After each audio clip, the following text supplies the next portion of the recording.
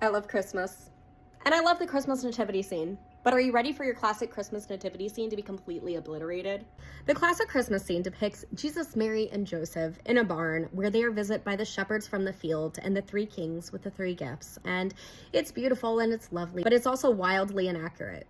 Problem number one, Jesus most likely wasn't born in a barn. If you check out Scripture by Slice, he has a detailed explanation of this that I highly recommend.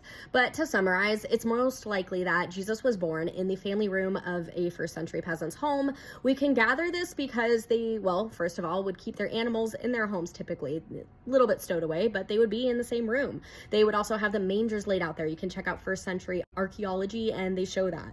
They also called it same word that is used for family room for where they were staying if you look it up in the Greek. They didn't stay in the guest room where the guests typically stayed because there was no room. Problem number two. There weren't kings. There were magi that came and visit Jesus. But magi points to them being astronomers or well-studied men. And there weren't three of them.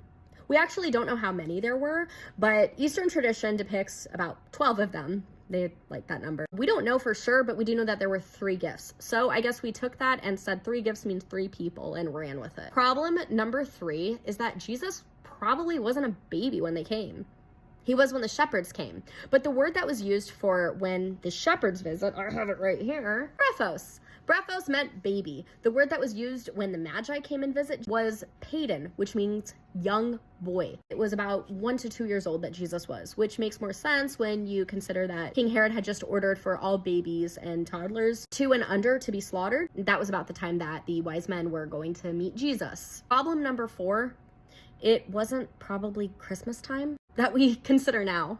It was most likely September. We know this because there were shepherds in the fields. That didn't really happen in the winter. It was a little cold for the sheep. So why did it become December? There's a couple different theories. Some say that it was to be in congruence with the pagan festival. That's possible. I like Wesley Huff's explanation, which is that they believe that the holiest of holies was conceived on their day of death. The day of death was around the end of March. You count 9 months after that, it would put you at the end of December.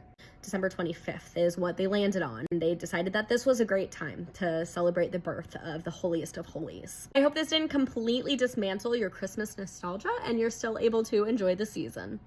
Although it's past. Although I'm still going to celebrate up until February because even as a Protestant, I love Christmas and the Catholics say that it doesn't end until February 2nd.